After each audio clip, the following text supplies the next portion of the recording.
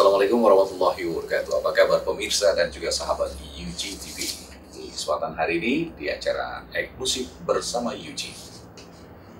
Eksklusif bersama UG di kesempatan hari ini kita akan bincang-bincang santai dengan salah satu alumni Universitas Gunadarma. Tapi pada mungkin angkatan tahun 91 namanya belum Universitas Gunadarma.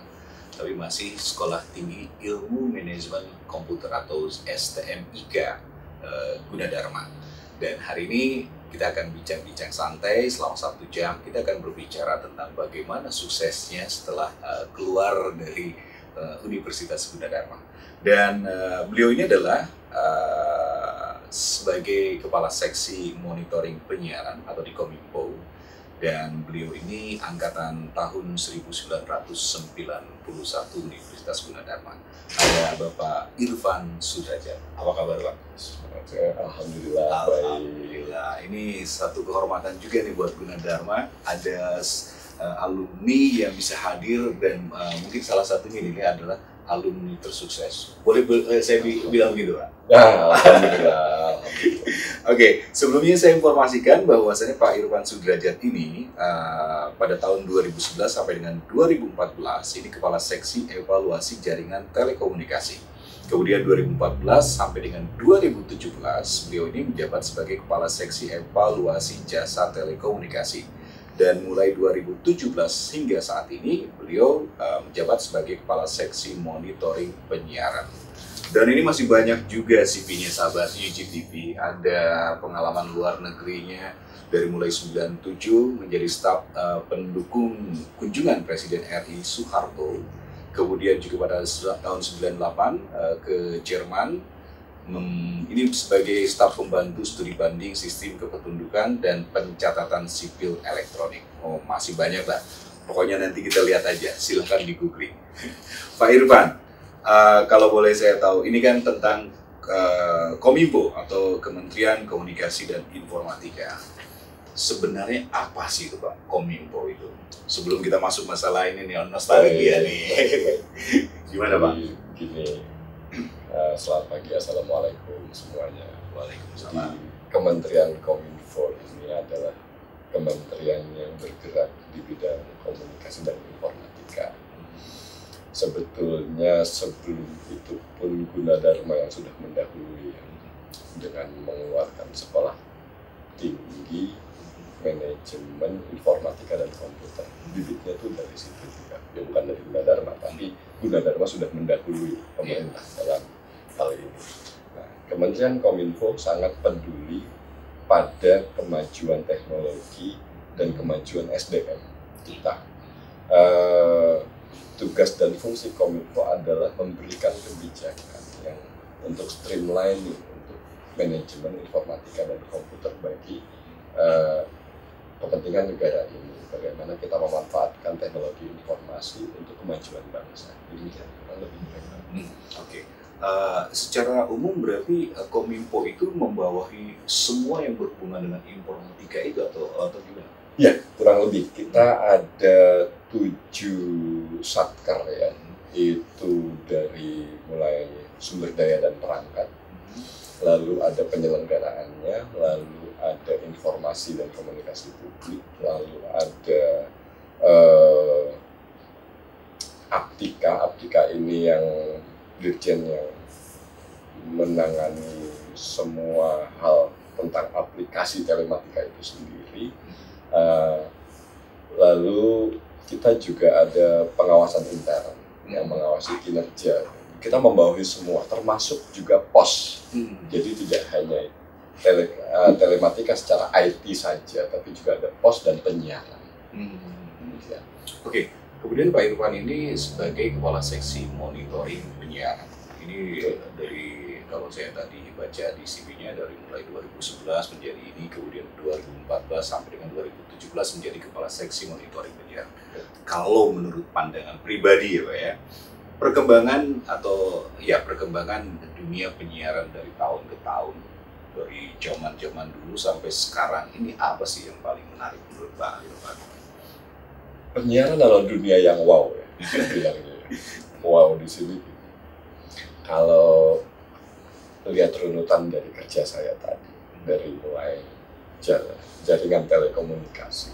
Di jaringan telekomunikasi itu yang kita mengerti ada operator-operator telekomunikasi seperti Telkomsel, XL, Indosat dan lain-lain itu kurang lebih kita tahu cuma sedikit. Tapi begitu di daftar database kami, penyelenggara jaringan telekomunikasi itu ada sekitar 130-an. Mungkin sekarang lebih. Lalu di bidang jasa telekomunikasi yang kita tahu ISP itu hanya ada orang tahu cuma First Media, Telkom, IndiHome, lalu cuma sedikit. Di database kita ada 500. Lalu televisi dan radio yang sekarang saya ini, yang kita tahu cuma RCTI, lalu sekarang ada UGTV. Kira-kira ada berapa? Saya bilang televisi dan radio kita di database itu ada lebih dari 3.000. Radio dan televisi, bayangkan.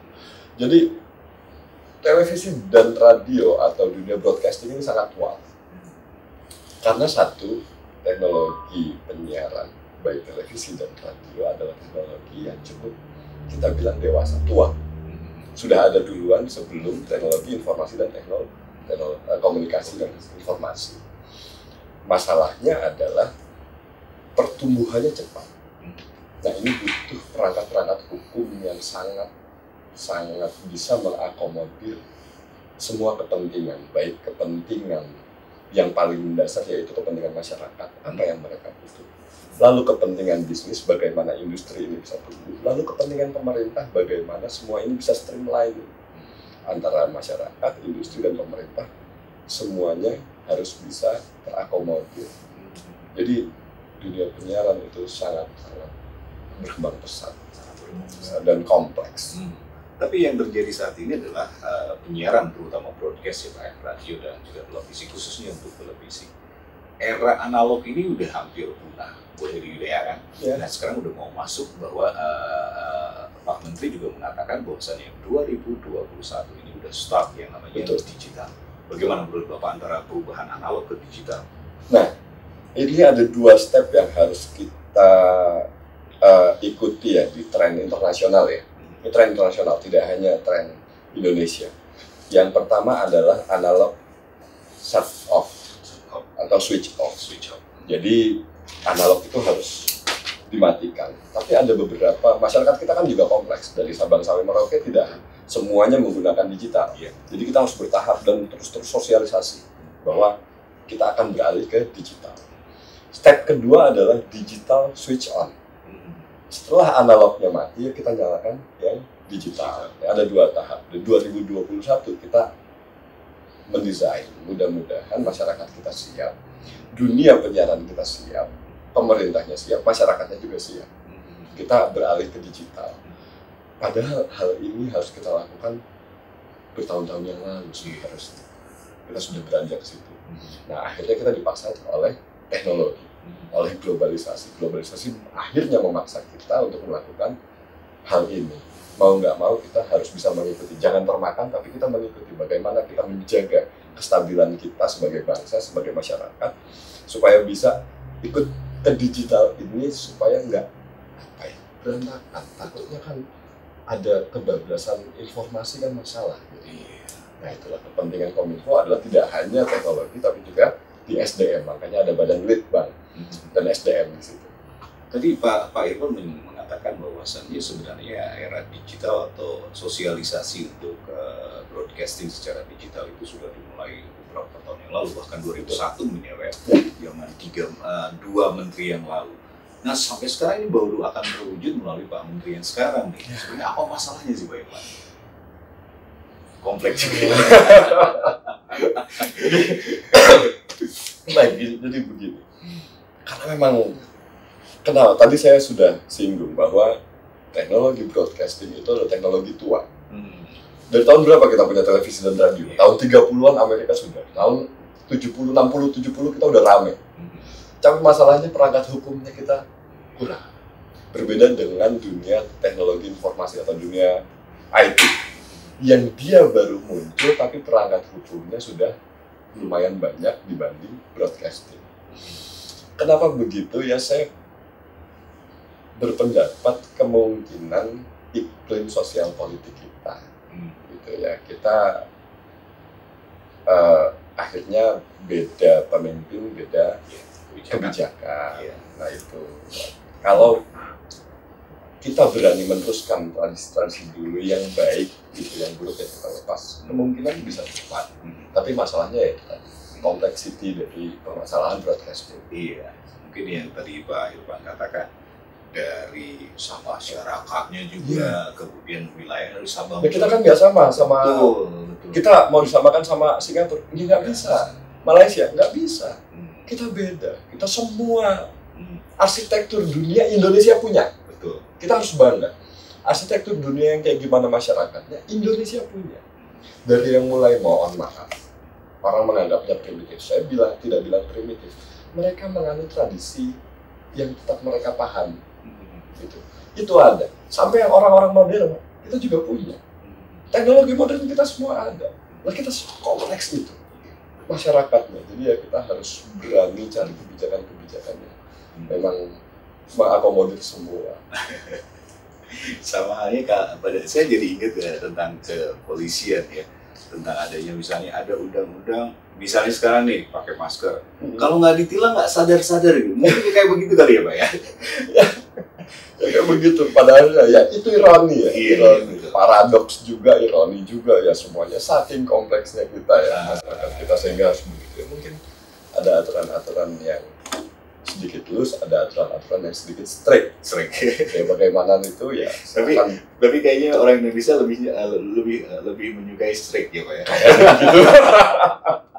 Baik Pak Irfan, nanti kita lanjut. Baik. Ada yang menarik sahabat UGTV karena ini pengalaman luar negeri. Nanti kita akan simak apa saja pengalaman luar negeri yang dilakukan oleh Pak Irfan Sudrajat selaku alumni dari STMIK Universitas. Kalau dulu STMIK, kalau sekarang Universitas Gunadarma, itu pada tahun 91. Kita akan bernostalgia dengan Pak Irfan Sudrajat tetap dalam program eksklusif bersama UG.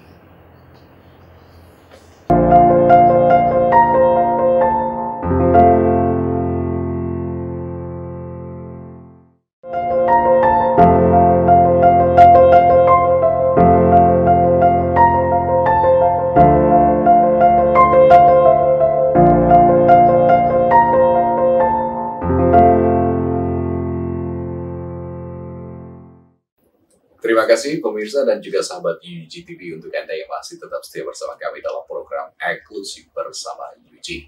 Dan eksklusif bersama UG untuk kesempatan hari ini kita masih berbincang-bincang santai dengan salah satu alumni yang terbaik. Kalau menurut saya sangat terbaik karena memang prosesnya seperti yang dikatakan tadi, prosesnya tidak langsung jadi, tapi melalui tahapan-tahapan dari ya mungkin dari tahap bawah sampai level yang cukup bagus kalau menurut saya, yaitu sebagai Kepala Seksi Monitoring Penyiaran dari Kementerian Komunikasi dan Informatika. Ada Bapak Irfan Sudrajat.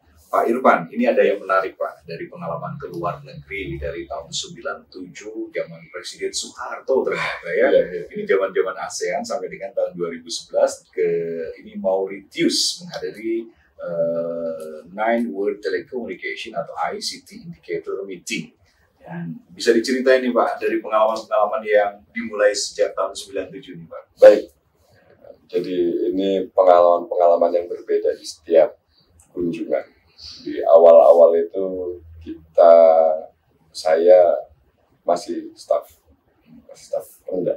Dan itu diikutkan ceritanya ke percepatan keanggotaan Myanmar sebagai anggota ASEAN. Nah, ini menunjukkan kepada dunia, khususnya kepada dunia Asia Tenggara, bahwa Indonesia adalah masyarakat yang friendly, atau bangsa yang friendly, atau bersahabat.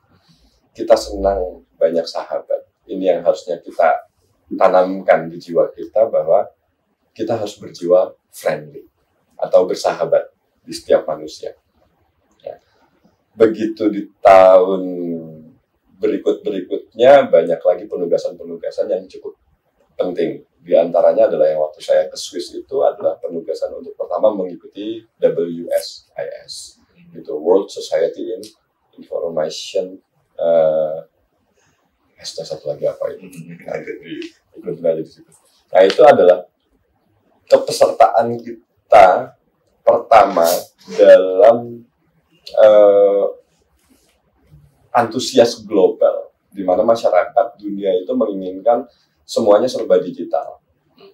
Jadi ada rencana di sana diputuskan bahwa bagaimana jika tahun-tahun berikutnya ini setengah dari masyarakat dunia sudah terhubung dengan internet.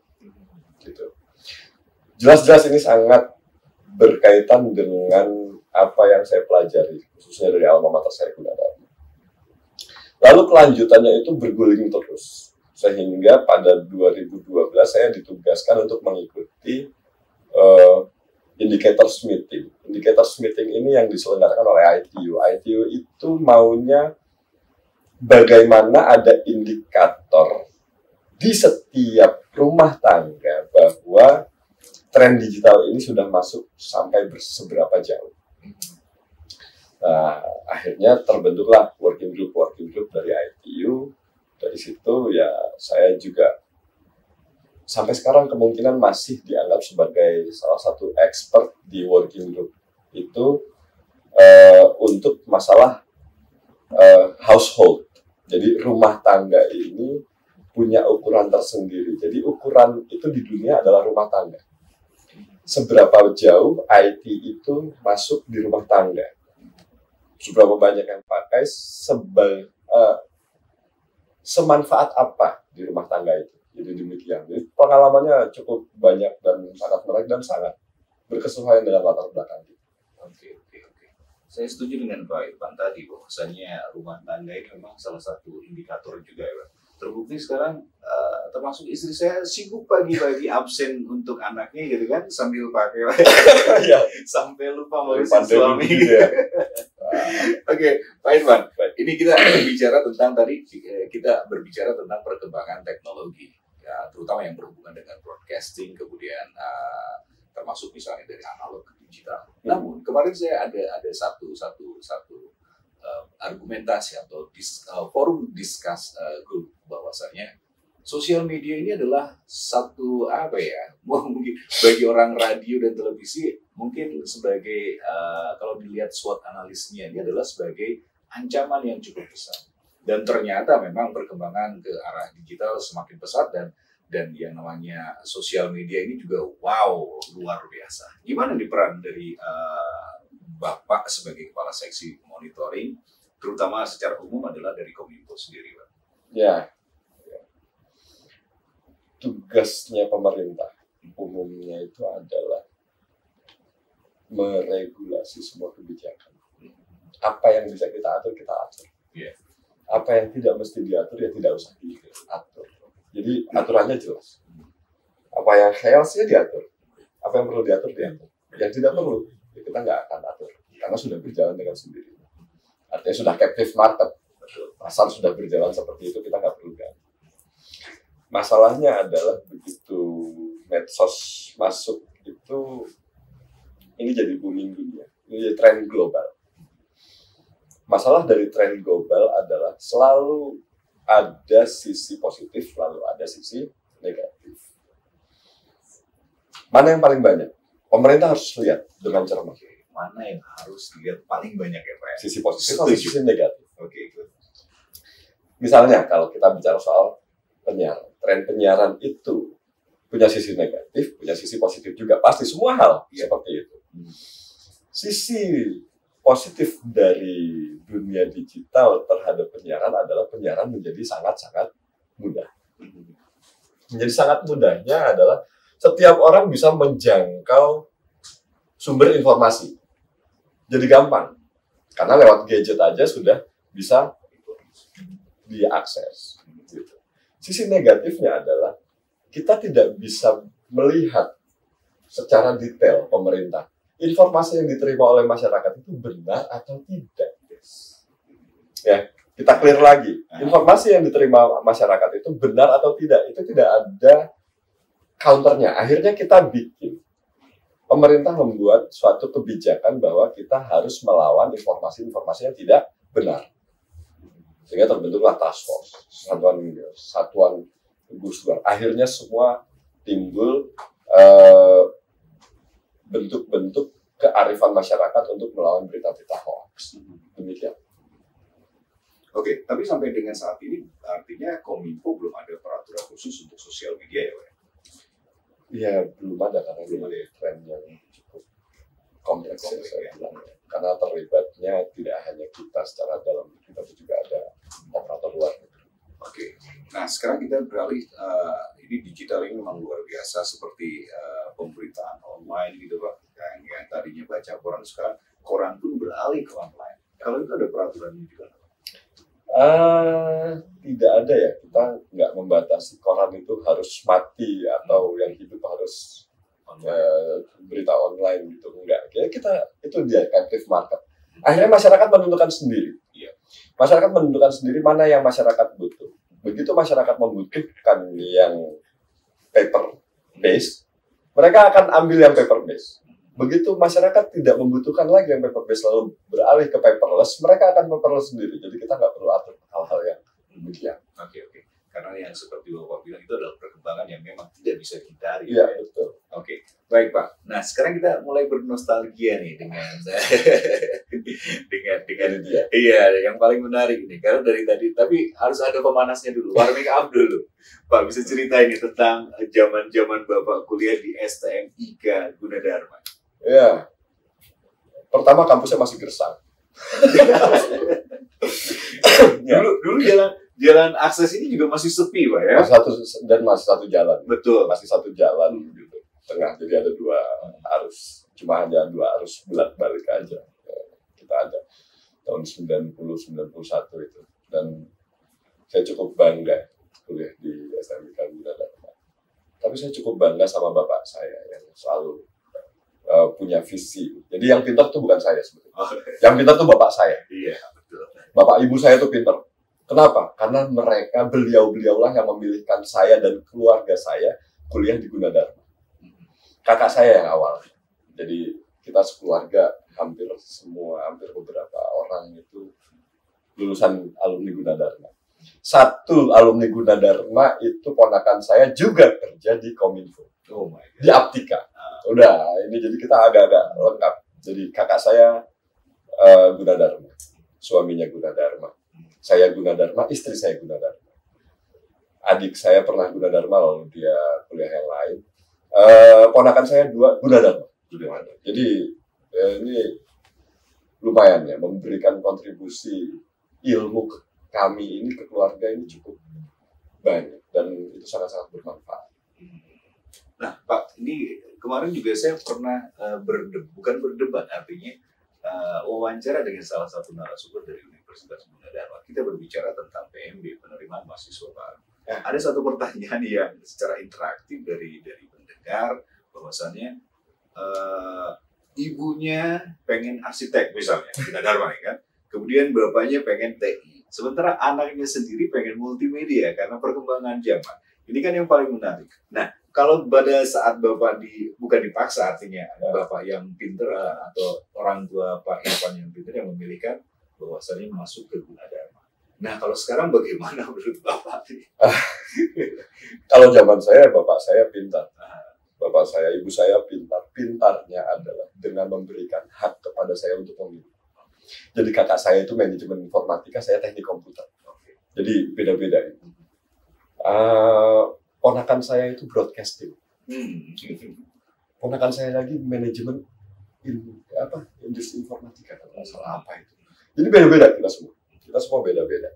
Nah, orang tua dan anak ini harusnya kan jadi satu kerjasama baiknya, bukan jadi satu pertentangan atau perdebatan. Si anak harus memahami orang tua dan orang tua harus memahami anak-anak. Ayo, kalau begitu, bagaimana menimbulkan diskusi yang baik di keluarga itu yang paling penting. Karena itu ongkos dari bagaimana kita keluar ke dunia adalah dari keluarga awalnya. Jadi kalau menurut Bapak bagusnya kalau mau masuk, ini kan lagi musim penerimaan mahasiswa baru nih Pak. Ya. Bagusnya masuk jurusan mana nih Pak? Semuanya bagus ya. Karena saya sudah melihat kakak saya di Citibank. Iya. Satu suaminya di perusahaan Jepang terkenal. Gitu. Nah, saya di Kominfo, istri saya fotografer. ponakan saya di Kominfo lagi. Jadi semuanya baik ya jurusannya. Kalau saya pikir tinggal bagaimana pemanfaatan dari ilmu itu sendiri, dari masing-masing personal ya, dibekali sendiri lah. Iya, iya. Dan seperti yang diinformasikan oleh Universitas Gunadarma, tapi jangan khawatir, seperti Pak Irfan katakan bahwasanya semua jurusan baik, tapi yang jelas basic daripada di Universitas Gunadarma itu adalah berbasis IT itu ya Pak, ICT base. Jadi pada zaman, nggak kebayangkan tahun 91 kita akan merasakan bahwasanya dunia digital segitu dahsyatnya. Tapi Pak Irfan ini sudah memilih, orang tua Pak Irfan sudah memilih ilmu komputer pada tahun 91. Kita nggak pikiran, mungkin dulu zaman-zaman disket kali ya Pak ya? Iya, Zaman disket yang ya, gede ya Pak. setengah sama 5 seperempat. Nah, itu bilangnya ya, floppy. Floppy disk. Floppy disk. Oke, Pak Irfan, nanti kita lanjut lagi perbincangan kita. Dan sahabat UGTV, kita masih terus berbincang-bincang dengan satu alumnus yang wah luar biasa. Dan tentunya di acara eksklusif bersama UG. Kita akan kembali dalam program eksklusif bersama UG, tentunya bersama Bapak Irfan Sudrajat. Sampai dengan selesai nanti kita punya waktu 1 jam ya. Jangan kemana-mana, tetap di UG TV.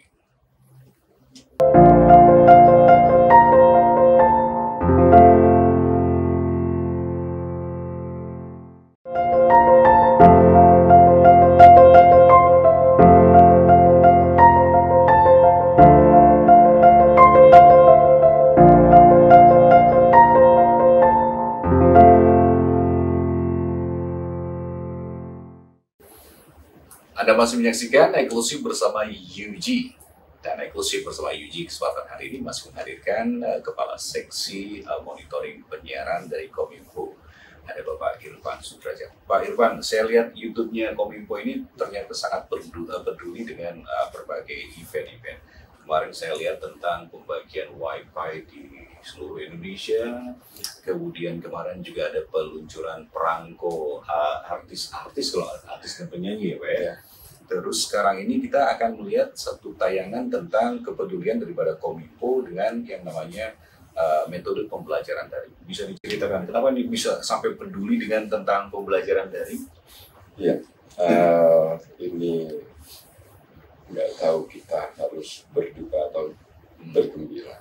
Tapi pandemi ini selalu setiap ada dampak globalisasi selalu punya dua sisi lagi, positif dan negatif. Buat sebagian orang, pandemi ini cukup berdampak kuat. Jadi, terutama anak-anak sekolah. Lalu terjadilah WFH atau SFH, School from Home. Nah, Kominfo lagi-lagi harus ada di garda depan sebagai salah satu garda depannya Indonesia dalam antisipasi pencegahan penularan. Nah, kita harus ikut serta dalam perluasan kebijakan dari belajar dari. Nah, tentunya tidak hanya Kominfo, banyak pihak yang harusnya terlibat sangat kuat. Tapi walau bagaimanapun kita harus melihat hal ini sebagai masalah yang sangat berdampak ya buat kita semua ya. Peran Kominfo di sini yang kita bisa lihat beberapa hal yang kemarin Wi-Fi itu sebetulnya juga sudah kebijakan yang dari tahun-tahun sebelumnya sudah kita laksanakan. Kita berusaha men-encourage semua operator dalam penyediaan akses layanan terhadap masyarakat, terutama Wi-Fi atau free hotspot. Itu sudah ada, nanti dicek ke internet, googling itu di tahun-tahun sebelumnya kita sudah pernah menghimbau semua operator untuk memberikan layanan-layanan yang bersifat CSR ya, Community Service Responsibility, setiap operator. Harusnya itu sudah dilaksanakan. Jadi ada beberapa yang dilaksanakan berhasil, ada beberapa yang dilaksanakan tidak berhasil. Kembali kita terus melancarkan semua upaya dalam membantu masyarakat memahami bagaimana pentingnya pendidikan, bagaimana pendidikan teknologi itu juga tetap penting. Sehingga kita tidak hanya men-encourage sisi operator juga mengencourage masyarakat supaya memanfaatkan teknologi informasi ini dengan maksimal dalam masa-masa yang seperti ini. Begitu. Baik. Dan langsung saja kita saksikan, ini adalah video template atau tayangan tentang sosialisasi pembelajaran, sistem pembelajaran secara online atau secara daring yang dikeluarkan oleh Kementerian Komunikasi dan Informatika. Kita saksikan tayangan berikut ini.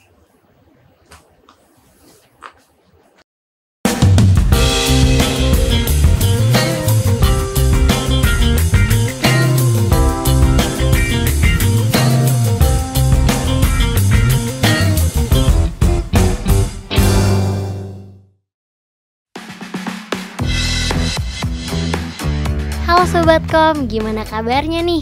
Udah pada kangen pakai seragam? Terus berangkat ke sekolah? Eits, nanti dulu ya. Adanya situasi pandemi ini masih mengakibatkan pelaksanaan tahun ajaran dan tahun akademik baru 2020-2021 menerapkan pembelajaran jarak jauh.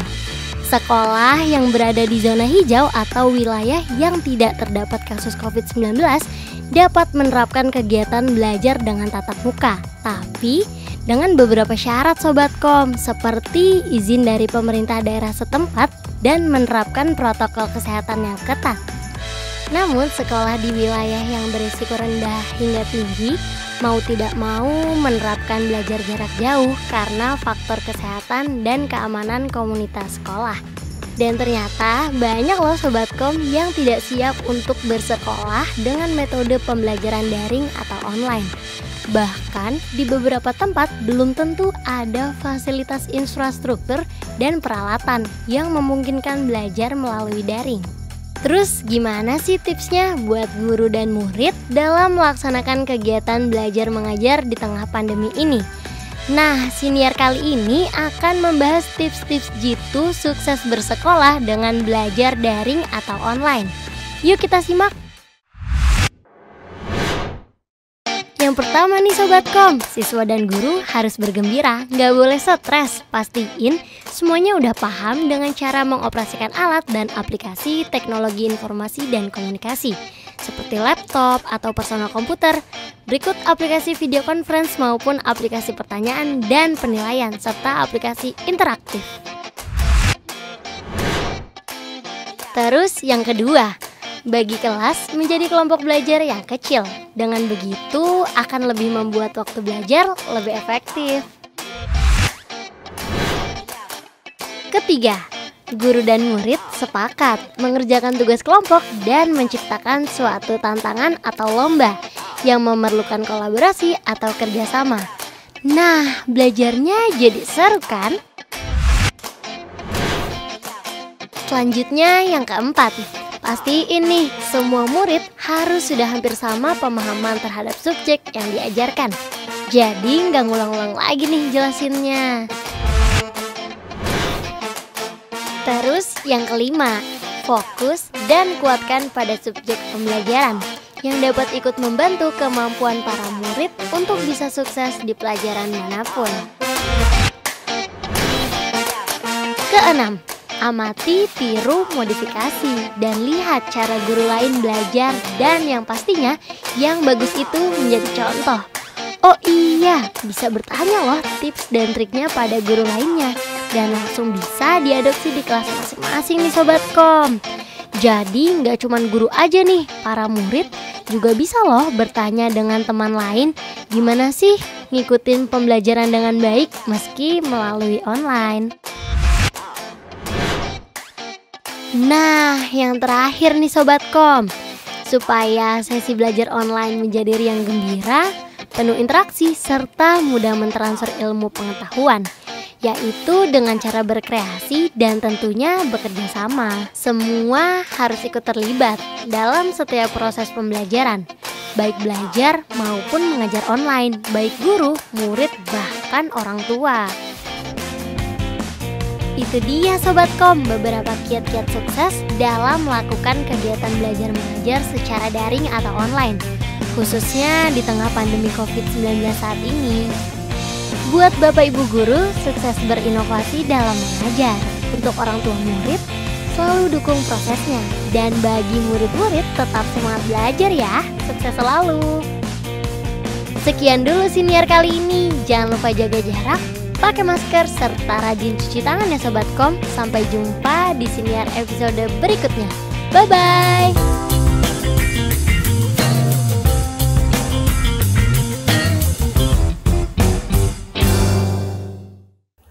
Baru saja kita saksikan tayangan tentang sosialisasi tentang sistem pembelajaran daring yang dirilis oleh Kominfo.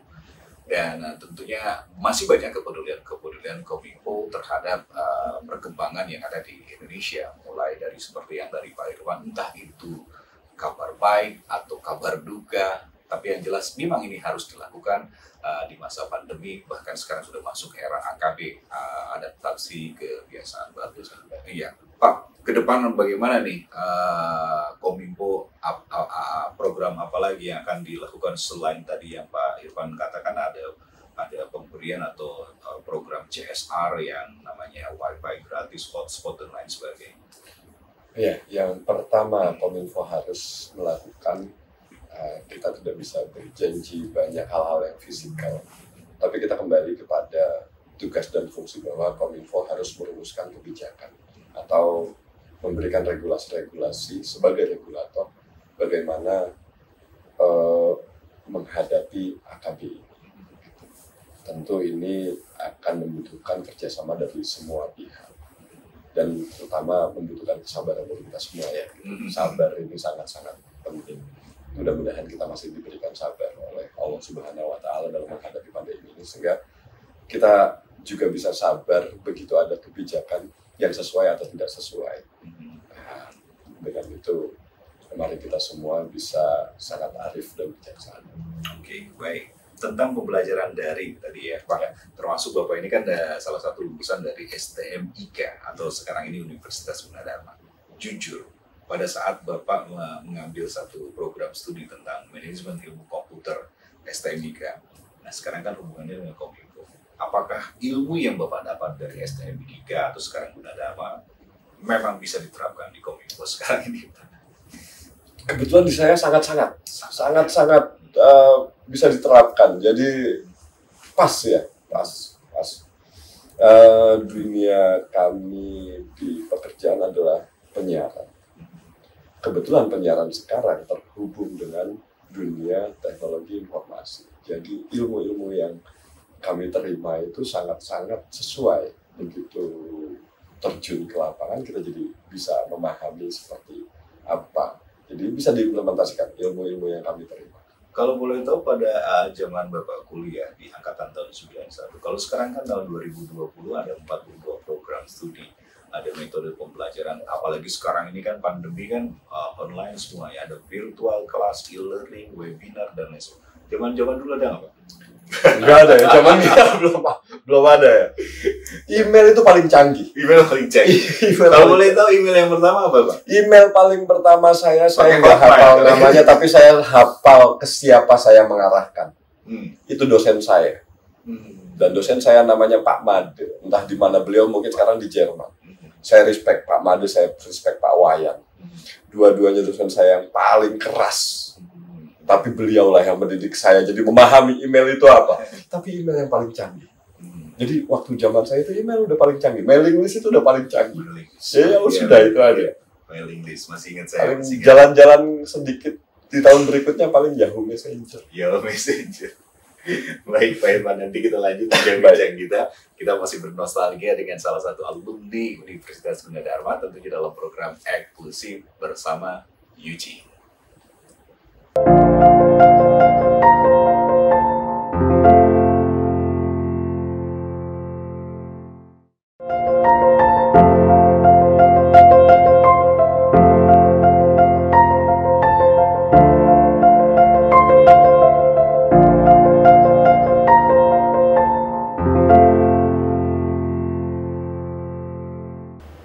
Terima kasih untuk Anda yang masih tetap setia bersama kami dalam program eksklusif bersama UG. Dan juga apa kabar untuk Anda yang baru saja bergabung bersama UG TV yang bisa Anda saksikan melalui channel 32 UHF Digital dan juga 54 UHF analog. Termasuk untuk Anda para pengguna Android, Anda juga bisa langsung download aplikasi daripada UGTV. Sementara melalui web browser di www.ugtv.co.id. Kita masih bersama Pak Irfan Sudrajat. Pak Irfan, ini kita langsung masuk tentang Universitas Gunadarma. Sebenarnya kalau menurut Bapak pada zaman STM 3 tahun 91, Bapak menganggap seperti apa waktu itu Universitas Gunadarma? Apakah memang ini adalah kampus yang memang sudah berbasis IT dibandingkan perguruan tinggi lain gitu, Pak?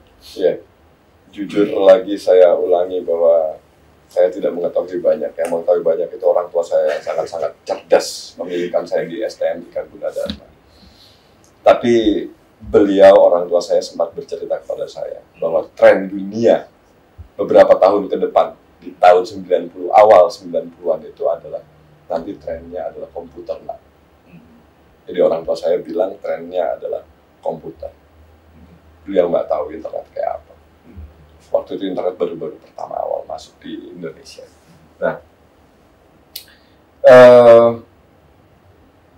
pemilihan tren ini juga kita mesti memahami bahwa setiap tren itu punya sisi-sisi yang harusnya bisa menempatkan kita pada pilihan-pilihan kita yang tepat.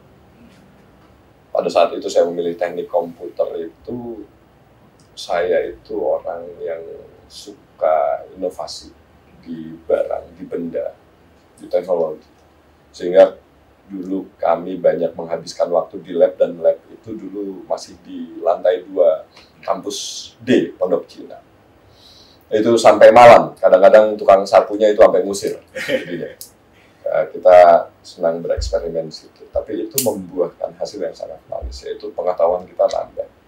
Jadi pesan saya itu harusnya kita itu harus berinovasi di setiap individual, sampai kita bisa berkelompok pun harusnya berinovasi, keluar ide-ide cemerlang yang baru, yang orisinil, yang harus dimiliki oleh setiap sivitas akademik.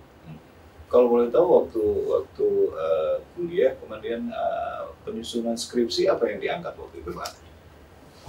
Karena saya teknik komputer, saya angkat yang sifatnya hardware, ya. Perangkat keras. Saya angkat, kalau nggak salah, kabel koaksial. Kabel koaksial waktu itu masih tren yang sangat-sangat baru, gitu. Sekarang sudah fiber optik lagi, lebih baru lagi. Jadi ya itu bisa kelihatan perkembangan kita bagaimana dari copper wire, dari teknologi tembaga itu ke koaksial, dari koaksial ke fiber optik sekarang itu sangat deras, cepat. Jadi harus banyak diantisipasi. Saya ambil itu karena memang kabel itu salah satu yang kita butuh pada saat itu. Sekarang beranjak lagi wireless. Tanpa kabel. Jadi ya kita harus keluar dengan ide cemerlang bagaimana membuat sesuatu apapun itu yang menjadi manfaat buat kita sendiri, lalu mengantisipasi terjangan globalisasi.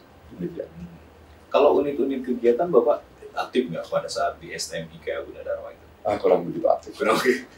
Kurang begitu aktif. Aktifnya itu non formal, yaitu di lab itu. Jadi itu non formal, itu kita senang sendiri aja. Ya bongkar telepon umum. Di telepon umum ada tukang rongsokan jual, kita beli. Telepon umum kartu zaman waktu itu. Terus kita bongkar itu. Apa di dalamnya itu? Ada apa? Ya, kita suka-sukanya begitu. Itu telepon umum yang koin itu? Yang kartu. Yang kartu. Yang kartu. Jadi yang kartu itu ada yang jual tukang kita bilangnya tukang rongsokan ya gitu. Jadi kita beli. Zaman-zaman cuma 80.000 itu kalau nggak salah. Jadi kita patungan, kita beli, kita bongkar dalamnya apa sih maksudnya ini? Ya cuma untuk cari tahu, dan itu nggak ada di silabus. Itu nggak ada itu. Oke, Pak. Setelah Bapak lulus dari Universitas Gunadarma dan boleh dikatakan sukses di Kominfo, bagaimana dengan orang tua?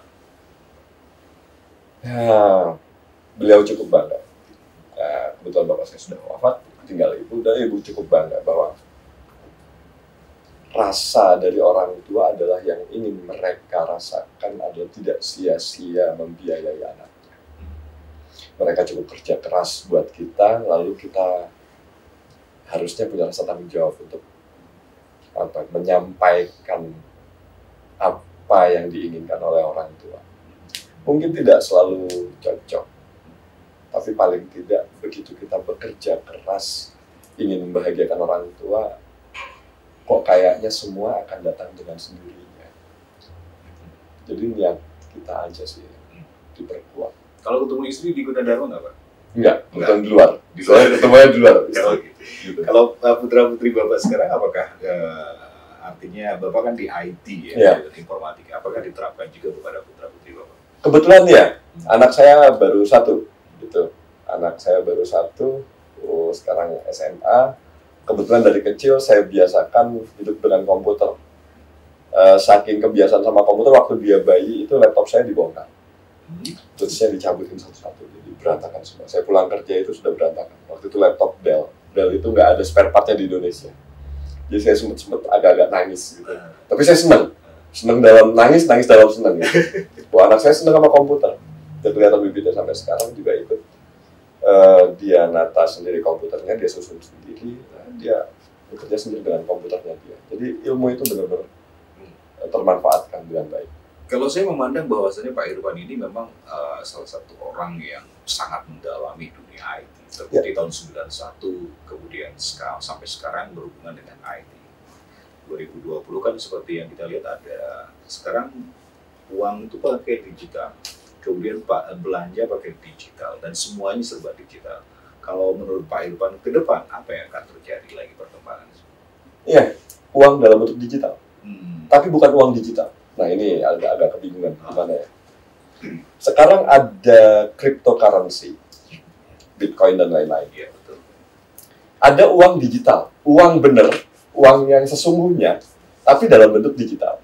Jadi kayak e-money. E-money itu uang kita dalam bentuk fisik, cuma dalam bentuk digital kartu. Yang saya lihat nanti trennya adalah akan ada kombinasi bahwa masyarakat akan lebih cerdas melihat uang itu sebagai uang, alat tukar. Alat tukar itu harus punya base. Base ini yang akan jadi nanti pertaruhan kita. Misalkan kayak begini. Ini soal masalah keuangan nanti ditanyakan ke orang keuangan. Uang itu harus punya lining base, yaitu emas. Oke. Uang itu harus punya lining base, yaitu emas. Amerika punya uang sekian, harusnya emasnya sekian. Indonesia punya uang sekian, harusnya punya emasnya sekian. Itu harus ada standarnya, gitu. Nah nanti akan terjadi saturasi dari itu, dan itu bersifat sistem, itu bersifat digital. Satuan antara uang non fisik dengan uang yang fisik dalam bentuk digital. Jadi masyarakat, para sivitas akademis harus berpikir ke depan bagaimana mengantisipasi kejadian ini supaya bisa kita siap dengan keadaan-keadaan se-ekstrim apapun di bidang keuangan. Oke, yang terakhir Pak Irfan, mungkin bisa berbagi tip untuk teman-teman mahasiswa baru dari Universitas Gunadarma supaya sukses. Ya minimal sukses lulus dulu lah Pak, nggak sukses Pak Irfan gitu ya. Gimana nih Pak? Ya, sukses saya entah sukses kategori siapa, tapi buat saya sukses itu adalah kategorinya pertama kita ini dilihat Tuhan. Dan kebetulan kita negara Pancasila.